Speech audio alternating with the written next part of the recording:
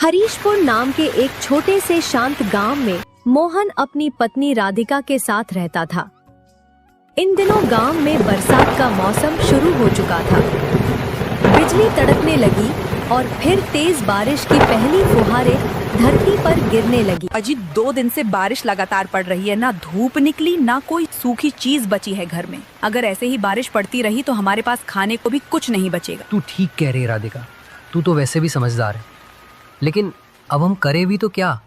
खेत पूरी तरह पानी में डूब गए हैं, अनाज की बोरी भी गीली हो गई। हमारे पास जो थोड़ी बहुत दाल चावल थे वो भी खत्म हो गए हैं, लकड़ियाँ भी भीग गई, चूल्हा तक नहीं जल रहा। और तूने सुना ना, रामू काका कह रहे थे कि बारिश कम से कम 15 दिन और चलेगी, ना रास्ता खुलेगा ना कोई बाहर से कुछ लाएगा। ऐसा तो मत बोलो अजी, अगर इसी तरह पानी गिरता रहा तो हम खाएंगे क्या? बच्चे का दूध भी बचा नहीं।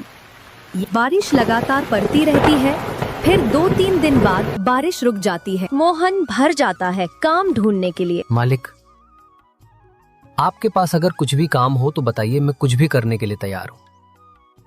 बस घर में बैठकर बच्चों की भूख नहीं देखी जाती। अरे मोहन, मैं तेरा दुख समझता हूँ, लेकिन जब से ये बरसात लगी है मैं तो खुद अपने मजदूरों को आधा काम दे रहा हूँ। खेत पानी में डूबे पड़े हैं, छत की मरम्मत भी रुक गई, अभी तो कोई काम नहीं है बेटा। मालिक, मैं हल भी जोत लूं, दीवार भी चून दूं, जानवरों को चारा भी डाल दूं, चाहे पानी में भीग कर करना पड़े, मगर कुछ दीजिए ना बच्चों को। 2 दिन से बस उबला पानी पिलाया। देखो मोहन, काम तो बहुत है, खलिहान की मरम्मत, गौशाला की सफाई, अनाज की बोरियां लगानी है, पर इन हालात में कुछ कर भी नहीं सकते। सारा गांव ठप पड़ा है, मेरा भी नुकसान कम नहीं हुआ। मालिक, अगर मुझसे कोई गलती हुई हो तो माफ कर दीजिए। शायद ऊपर वाला भी हमसे नाराज है। सोचता हूँ कहीं मैंने किसी गरीब को मना तो नहीं कर दिया था, या किसी भूखे को बिना खिलाए लौटा दिया हो, तभी इतनी बड़ी सजा मिली। गलती किसी एक की नहीं बेटा, ये तो वक्त की मार है, कुदरत का कहर सब पर बराबर पड़ता है। तू फिक्र मत कर, जैसे ही पानी थमेगा सबसे पहला काम तुझे ही दूंगा। और सुन, शाम तक आंगन में थोड़ी लकड़ियां और अनाज की बोरी रखी हैं, तू ले जा लेना। घर में बच्चों के लिए कुछ तो हो। मोहन 2-3 जगह काम मांगने जाता है, लेकिन बारिश की वजह से उसे कहीं काम नहीं मिलता। थकाकर मोहन चौपाल की ओर जाता है। अरे भाई प्रकाश, इस बार तो बारिश बढ़िया पड़ रही है, खेतों के लिए तो जैसे वरदान बन गई। बिल्कुल राजू भाई, बारिश पड़नी भी चाहिए। अगर ये ना हो तो गर्मी जान ही निकाल लेती है। पिछले साल तो मई जून में हालत खराब हो गई थी। सही कह रहे हो प्रकाश, इस बार तो मौसम भी वक्त पर पलट गया है। ऐसे ही 10 दिन तक लगातार पानी बरस जाए तो फसल भी जम जाए और गर्मी भी भाग जाए। अरे हाँ, 10 दिन की तो जरूरत है बारिश की, वरना फिर से धूप निकलेगी तो मिट्टी फट जाएगी। मैंने भी मौसम की खबर देखी थी, बताया जा रहा है कि पीछे से काफी भारी बादल आ रहे हैं। ओह, मतलब बारिश रुकने वाली नहीं है? नहीं भाई, मौसम विभाग ने तो साफ कहा है अगले 10 दिन तक लगातार बारिश हो सकती है, बाहर निकलना मुश्किल हो जाएगा। उन्होंने तो सलाह भी दी है कि लोग जरूरी राशन वाशन पहले ही घर में रख लें। तो फिर चिंता किस बात की, मैं तो आज ही सारा सामान लेकर आ जाऊंगा। चावल, दाल, आटा, तेल सब भर लूंगा घर में। फिर आराम से बरसात के मजे लेंगे, गर्मा गर्म खिचड़ी, पकौड़ी और ऊपर से गर्म चाय। इतना सुनकर मोहन चौंक जाता। अगर बारिश ऐसी ही पड़ती रही तो हमारा तो काम खराब हो जाएगा। हमारे घर में तो खाने को भी नहीं है, और ये लोग 10 दिन तक बारिश बता रहे हैं। ऐसे में खाने को कहाँ से आएगा और घर का किराया कहाँ से दूंगा? मोहन चिंता करता हुआ अपने घर चला जाता है। अरे भाग्यवान, मैं अभी बाहर से सुनकर आ रहा हूँ कि अगले 10-12 दिन तक लगातार बारिश होगी। मेरी तो कुछ समझ में नहीं आ रहा कि मैं क्या करूं, कहां जाऊं। क्या 10-12 दिन तक बारिश? मोहन, अगर ऐसा हुआ तो हम खाएंगे क्या? तुम्हें तो पता ही है घर की हालत कैसी है, हर तरफ से पानी टपक रहा है। अब तो बर्तन भी रखने की जगह नहीं बची। हाँ, मैं जानता हूँ राधिका, इस टपकती छत के नीचे हम कब तक टिक पाएंगे? अगर और बारिश हुई तो बच्चों को भी बीमारियां लग सकती हैं। घर में सीलन बढ़ती जा रही है, लासी। और देखो, सेठ जी का किराया भी देना है, पहले ये 2 महीने का बाकी है। अगर ऐसे ही हालात रहे तो हम कहाँ से किराया भरेंगे? वो तो सुनते भी नहीं हमारी बात। यही तो मेरी भी समझ में नहीं आ रहा। एक तरफ बारिश रुकने का नाम नहीं ले रही, दूसरी तरफ जेब में फूटी कौड़ी नहीं है। राधिका, ये सब मैं अकेले कैसे संभाल पाऊं? मोहन, मैं जानती हूँ कि तुम कोशिश कर रहे हो, लेकिन अब वक्त ऐसा आ गया है कि अकेले की नहीं, दोनों की लड़ाई है। हमें मिलकर ही रास्ता निकालना होगा। अगले दिन ही आसमान में अचानक काले काले बादल उमड़ने लगते हैं और तभी तेज बारिश शुरू हो जाती है, जैसे आसमान फट पड़ा हो।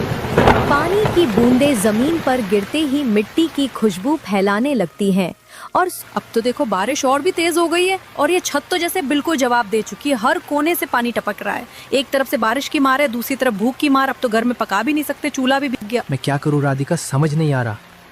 बाहर सैलाब जैसा मंजर है, ऐसे में बाहर निकलूं तो जाऊं कैसे? मोहन देखो, मैं जानती हूँ बाहर हालात अच्छे नहीं हैं, लेकिन सोचो जरा, अगर ये बारिश ऐसे ही चलती रही तो हम खाएंगे क्या? बच्चों को क्या खिलाओगे ये टपकता हुआ घर? आज नहीं तो कल हमारी जान ले लेगा। ये भूख हमें उससे पहले तोड़ देगी। राधिका, इतनी बारिश में निकलना जान जोखिम में डालने जैसा है। रास्ते में कीचड़ ही कीचड़, पैर भी फिसल सकता है। और फिर मुखिया जी क्या मदद करेंगे? वो खुद हर बार बहाना बना देते हैं। मोहन, तुम्हें जाना ही होगा। ये वक्त बहानों का नहीं है। अगर अब नहीं गए तो कल को पछताने का भी मौका नहीं बचेगा। जाओ, सीधा जाओ मुखिया जी के पास, उन्हें हमारी हालत बताओ, उनके सामने हाथ जोड़ो, रो पड़ो, अगर जरूरत हो तो, लेकिन कुछ लेकर आओ। मोहन सेठ जी के घर जाता है पैसे उधार लेने के लिए। मुखिया जी, मुखिया जी घर के बाहर आते हैं। अरे मोहन, तू इतनी बारिश में यहाँ कैसे, और वो भी मेरे घर के बाहर? क्या कोई बहुत जरूरी बात है? मुखिया जी, इस बारिश ने तो मेरा जीना ही हराम कर दिया है। छत से लगातार पानी टपक रहा है, घर के अंदर जैसे नदी बह रही है। बच्चे ठंड से कांप रहे हैं और चूल्हा तो 2 दिन से जल भी नहीं पाया। खाना नहीं है, पैसे नहीं है, मजबूरी में ही आपके पास आया हूँ। अरे मोहन, बारिश तो अभी कम से कम 8-10 दिन और चलेगी। तू जानता ही है इस बार गर्मी बहुत तेज पड़ी थी। बारिश होनी तो जरूरी थी। ऊपर वाले की मेहरबानी है जो अब राहत मिल रही है। मुखिया जी, यही बारिश आप जैसे अमीर लोगों के लिए राहत बनकर आती है। आपके पक्के मकान, गर्म चाय और आराम की जिंदगी के लिए ये मौसम सुहावना है, लेकिन हमारे लिए ये कहर बनकर टूट गई। मेरे जैसे रोज कमाने खाने वालों के लिए बारिश का हर दिन एक सजा है। मैं आपसे भीख नहीं मांग रहा, सिर्फ कुछ पैसे उधार मांग रहा हूँ, ताकि 2 वक्त का खाना जुटा सकूं, बच्चों को भूखा न सुलाना पड़े। जब हालात सुधरेंगे तो मैं पूरा चुका दूंगा। ईमान से। देख मोहन, पैसों की बात अभी बिल्कुल मत कर। मैं खुद कई लोगों को पैसे दे चुका हूं और अब मेरे पास देने को कुछ नहीं बचा। तू जानता है पंचायत में खर्चे कितने बढ़ गए हैं। मैं तुझे बिल्कुल भी पैसे नहीं दे पाऊंगा। तू कहीं और से इंतजाम कर ले, किसी और के पास जा। और हाँ, बारिश तो सबके लिए आई है। फर्क इतना है कि कोई भीगते हुए सहता है और कोई छत के नीचे बैठकर देखता है। मोहन लौटकर अपने घर आने लगता है। कभी मोहन के घर सेट आता है, घर का किराया लेने सुनो राधिका, मुझे अपने घर का किराया चाहिए। वैसे भी 1 महीने का किराया ज्यादा हो चुका है। अब और देर बर्दाश्त नहीं करूंगा। सेठ जी, मोहन किराया लेने गया है, उसके आते ही हम आपको पूरा पैसा दे देंगे। बस थोड़ा समय दे दीजिए। देखो राधिका, मुझे बहानों की जरूरत नहीं है। जो भी है साफ साफ बोलो। किराया अभी दो, वरना इस घर से निकल जाओ। सेठ जी, हम कहाँ जाएंगे बाहर? इतनी तेज बारिश हो रही है, घर के आगे पानी भर गया है, छत से पानी टपक रहा है।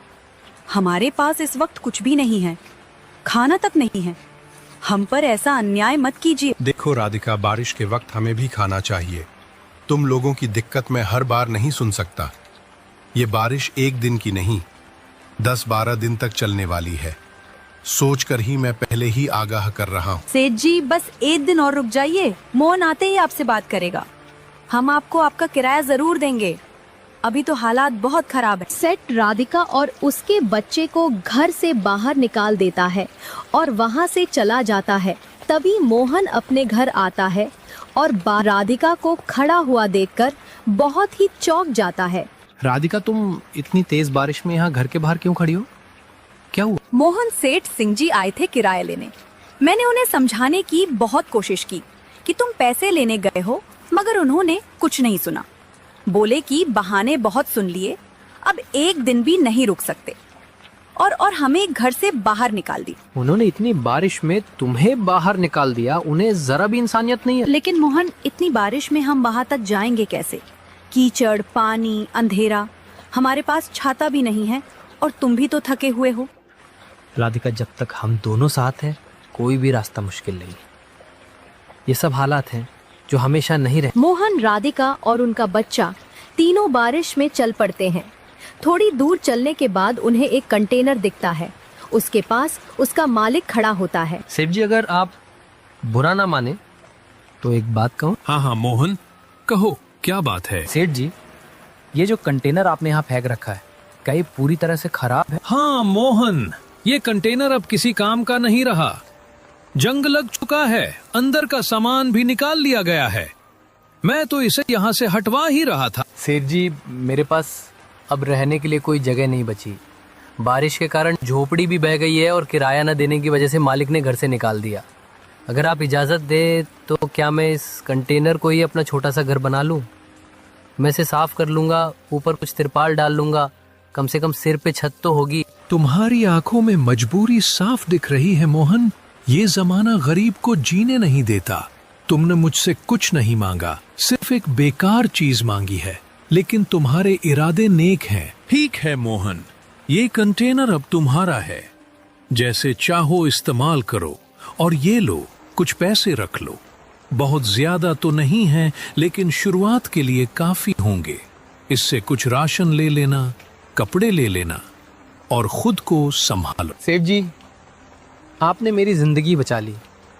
भगवान आपको इसका बहुत अच्छा बदला दे। मैं कभी आपका ये एहसान नहीं भूलूंगा। मोहन उसे कंटेनर को काफी अच्छी तरीके से घर जैसा बना देता है। वो बारिश से बचने के लिए कंटेनर के अंदर चले जाते हैं। मैला भी राधिका, सेठ जी ने जो पैसे दिए थे वो अब बस यही बचे हैं। मैंने सोचा था कि इनमें से थोड़ा राशन लाऊंगा, लेकिन अब समझ नहीं आ रहा कि इतने कम पैसों में घर भी चलाऊं या कोई काम भी शुरू करूं। तुम ही बताओ अब क्या किया जाए।